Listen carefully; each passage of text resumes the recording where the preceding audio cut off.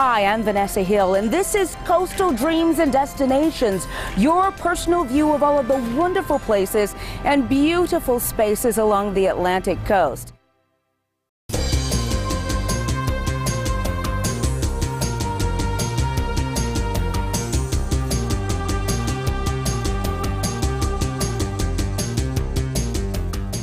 Condé Nast, the tourism magazine, recently designated Charleston, South Carolina as the #1 tourist spot in the country. Today, you get the bird's eye view. It's a personal tour.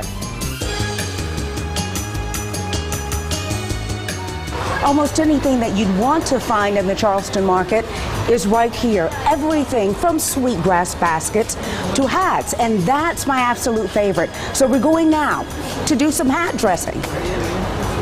Fabulous hats. Thank you. How well do they sell here in the market? Wonderfully, with the temperature outside and all the sun that we get in this area, people love to buy these to protect their hair and their heads and their skin. Okay, give me one, the best one for me. Make it big. Big? Yes. Here you go. Oh, fabulous. Okay. Now let's get this on right. Yes. Yes. I like. You like? Eyes in, eyes out. So much fun here in the market. How long have you been here? I've been only working here for the summer. I just moved from Wisconsin in January. You enjoying it? I love it. That's Charleston for you. Sure is. Thank you. Yeah, no problem. And Charleston is known for many of its elements of history. One of those, of course, is the sweet grass basket. What a tradition this is. And I'm here with Deborah because Deborah's going to tell me how this is working and what she's doing. What I'm doing right now, I'm working on just the base of the basket, and what it is, I'm getting ready to wrap it with the palmetto leaves because I'm adding sweet grass to the pine needle. And I got my little tool because what it is, it's a broken spoon. And I find that that's amazing because that's the utensil that you all use. Yes. Those spoons that have been shaven, and that's how it works. Yeah. Amazing. Look at the artwork on this one. How do you know when you start out at that level that you can get to this? Well, what I usually do, I very seldom change my mind. If I'm starting something, and I know exactly what I'm going to make, that's what it's going to be? Yes, ma'am. Okay, the price of this one, because these are rather expensive, as well they should be. That's right, because it's a lot of labor into these baskets, and you're looking at taking your time, sitting down, making it, because you want to keep all these stitches, see how these stitches are? You want to keep all of those in line. Amazing. And then when you start in the base part, you want to try to make the little knot small as possible. That way, once you go into it, you could make that circle just right, because what you're doing, you're tying a little knot and you're going into that knot and actually turning it into a circle. And so you want to stitch every stitch, so you won't have too many holes in there. So if you stitch in every stitch, that way you got a perfect basket, and these baskets actually hold. Okay, there's one thing that I have to do. Let me see your hands. I mean, you can't have arthritis in these fingers doing that, can you? I mean, they have to stay ready to work. Yes, ma'am. Okay, let me put one in. Okay. All right, what do I do? Okay. Push that in like that. This is unbelievably difficult. Okay, you hold it. Okay, I'm holding this. Let's push it in. I pushed it in, okay. Now take this, Okay. because once I pull this out, see if you can get it through.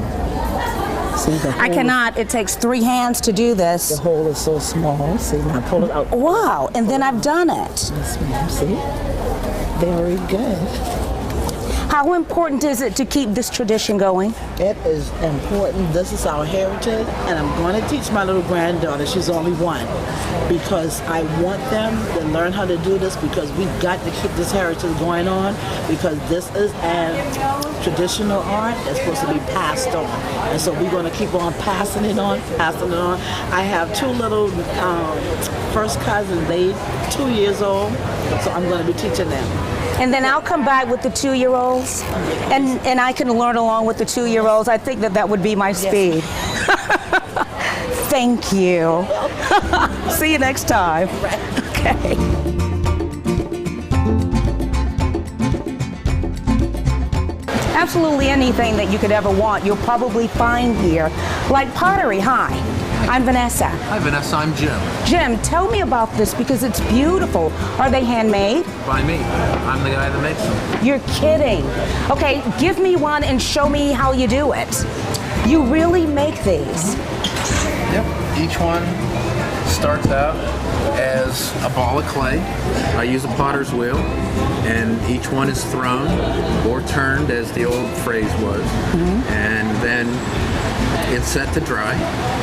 And once it's dry, it's fired once, and it comes out from that firing similar to a terracotta flower pot, just a different color. And then that's when I put the decorations on, or when I do the glazing like this one. And then I refire it to a higher temperature, and that melts the glaze that's on the pot, and they come out finished. How in the world did you know that you wanted to do this? What happened? It was just something that I discovered I really enjoyed doing.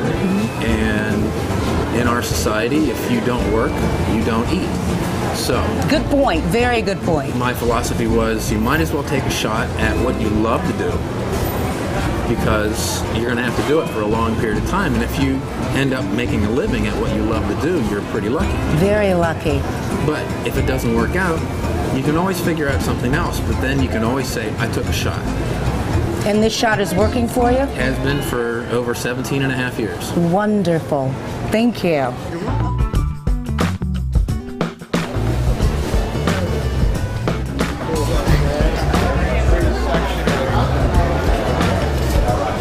Okay, I'm here and ready for food.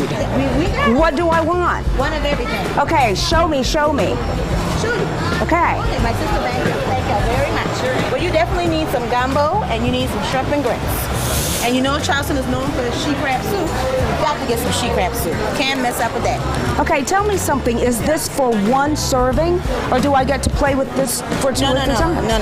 One serving. This will feed 6. This will feed 6. And this will feed 6 people. Which is the most popular? You got our shrimp and grits and our she crab soup. Really? Really. That's our most popular seller. Crab meat and water, and just add the shrimp. And that's all you have to do? That's it. And a little bit of time. And I have a meal? You got a meal, and make sure you call me now so I can come over. Okay, I promise I will. Hello. It's perfect. It works for me. Works for me too. It works for me. This is good. This is good. And you need some too. Come on, get some.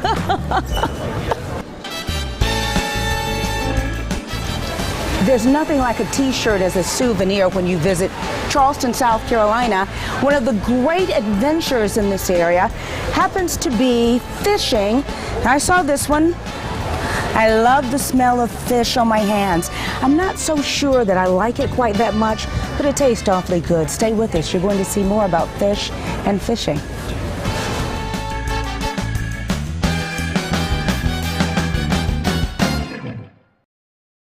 Coastal Dreams and Destinations takes you to the unexpected treasures nestled among the best of everything. From food and entertainment to the arts and leisure life at their best. Catching fish, that's one thing. Getting them ready for the great dining evening is another thing. So that's why we came to one of the local fish markets in Mount Pleasant, South Carolina, just miles away from Charleston, where we met Paul. Paul's going to show us exactly what to do to make this an edible dish. You can do this? Yeah, it's Okay, pretty take easy. me. Let's go. All right, let's go. Okay. All right, so we want to get this fish clean for the night. What Absolutely. we're going to do, take one of these little fish scalers here. Is it sharp? No, not sharp at all. No, it's really Very not dull. sharp. It's Okay. all it is these little teeth. Okay. Get up under into these scales, because all these scales fit into these little pockets right here on the fish. Oh, see now all it's these little smooth and holes? silky. Okay. All those scales sit in there, so when you pull the scaler along the back like that, with the teeth down either on the edge or flat, it gets up into those little sections and pulls the scales out. And you can do this number all day and you're just Won't do not anything? going anywhere. Okay. So as long as you're pulling it back against the grain, it scales rather easily and you don't really have to put too much pressure for it. If you want to, you can go crazy, but that makes a little bit of a mess and we're not trying to do that right We're now. not at all. Thank you. Yeah. But it's really simple. All you do is just pull the scaler back, make sure that you get all the scales on the stomach, in between the tail, up along the top. And then you flip turn it over. Do the same thing on the other side. Okay, let's see if I can do it. One big thing to remember about this fish scaler here is you do not want to put your finger through on top of that hole. Because if you go this way and a spine comes through, you will get a fish spine in your finger. And I can tell you, it is not fun. I guess you've had that happen before. Quite a few times, okay. unfortunately. I'll keep my hands back from that. Keep my fingers back. Okay, just... Yep. Oh, this looks a lot easier than it really is. Oh, it looks much easier than it really... But I guess it's not so bad. No, the best way to do it is to hold your hand on top of the head. Okay. And to get the fish pretty much horizontal. Okay. And pull it back that way. Sometimes you, like I said, you got to put the scaler up on edge. It'll help get up in there. But you just basically scrape against the grain, go in circles, go in all different directions. Doesn't Folks, this is going to taste divine, but this is not pretty, okay? We've always got to be very careful around here. And there it is. There it is. And some people, what they like to do is they want the fish butterfly or split open. Okay. And all you do at that point in time, once you've got it gutted, is cut through the rib meat, grab a nice fillet knife so you don't mess it up with serrated. Basically fillet down one half of the fish. Oh, you're making it pretty. Yep. And there it is. And there you go. All you got to do is get rid of the guts and wash everything up and you're good to go. And dinner is almost served. Almost. Perfect. And that brings us here to the town of Awendaw. It's a town that boasts a population of about 1,200 people, except for one very special weekend of the year. That's the weekend of the Blue Crab Festival, and the population swells by thousands. You're going to see fabulous crabs in just a minute, but first, a tour of this tiny town with the mayor, Samuel Robinson.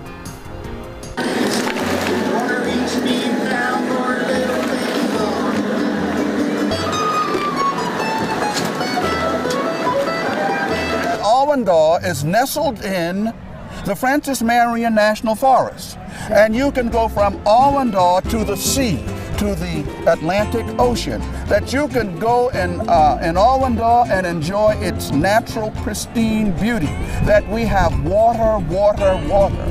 This event is on the Intracoastal Waterway. Just across the waterway is Bull Island. That's a wildlife refuge here. There's just natural nature.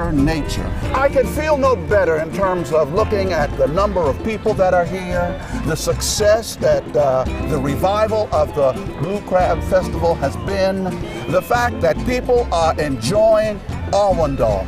This is the Awendaw that we fight for to maintain its rural character. This is the Awendaw that we want people to come from all over the state and enjoy.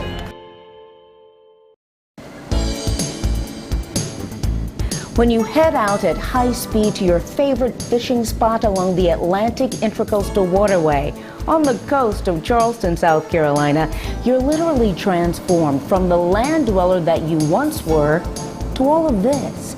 It's a one-of-a-kind waterway that stretches more than 1,700 miles from Key West, Florida to Maine.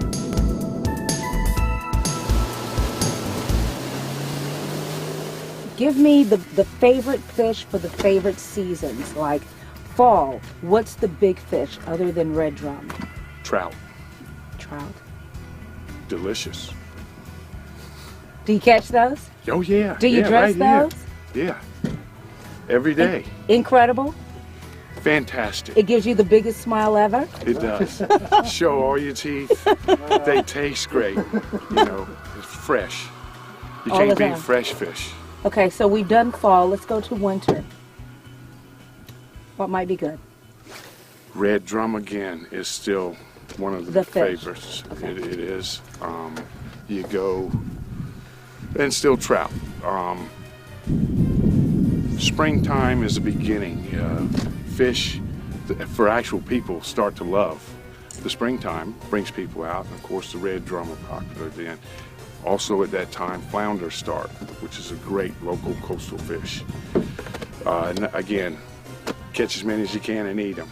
There's size limits on all these fish. DNR regulates, which allows us to keep catching them every day. See what I mean about how you know when they're on? Yeah, you guys all jumped. I just hurt my heel too. I probably have a big Trying to bruise get on over my here. heel. Oh, don't say that. No, I tripped on your purse. Oh, no, you did not. Because it's a soft purse. I don't care anything about you anymore.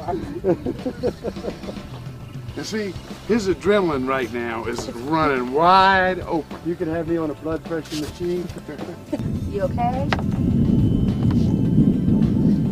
You know what? You might have to bring that white. Yeah, I see that. I'm on the other side. Yep. There you go, Vanessa. Right, what's wrong? Oh, thank you. Got that one right there. I've also got another line out on the far side. Does this one feel bigger than the other one, Yeah, Todd? it does. Oh my God.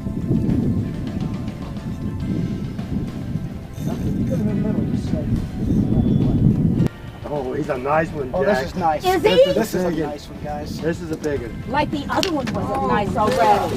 Isn't that I really need to No, heck no. inside? We're going to turn the music on after this. We need to turn. Oop, reel that in a little bit more for me. I reeled that up too much. How big do you think it is? And then throw it back. I'll say 6, 7 pounds. No, it's not. It's going to be 8 or 9. 7. 7.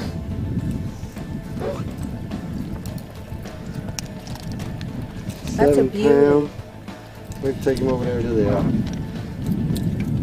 ruler, see how long he is for you. I'm sure, I know he's out in slot. Why don't you walk him over and see if we can get a picture of him Okay, John, measuring get on that. that. We got a rule over there outside.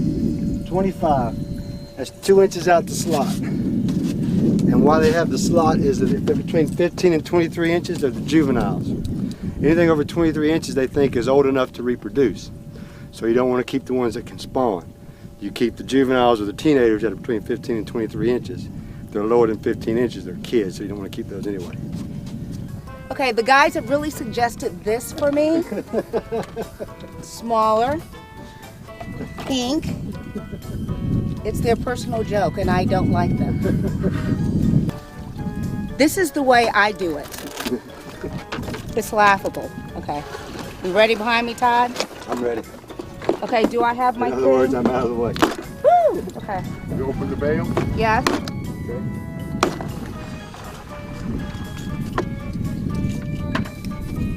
I can't go anywhere. Okay, now we're going to show you how a real professional does casting, okay? Watch. Not sure what to do next, but there you go, there you go. Go, go, go, go! Yeah. That was at least 200 yards, girl. That is high. Oh my God, I'm so excited. Take a little bit drag. I don't want to play it up too much because it might be little. It's a pretty nice one. How do you know? I just saw him. Oh yeah, look at this, Vanessa. Oh my gosh! These little fellas are pound for pound. These things, some people say pound for pound, these are one of the best fights around. That is a good one. You got the net? We get him back. No, you're gonna do the net. If he's tired. This is enough. what it's Look all at that about, huh? Look at that. Isn't that beautiful or what? Oh my God. Say what, Phil, I'll do it. Let's see if he's tired.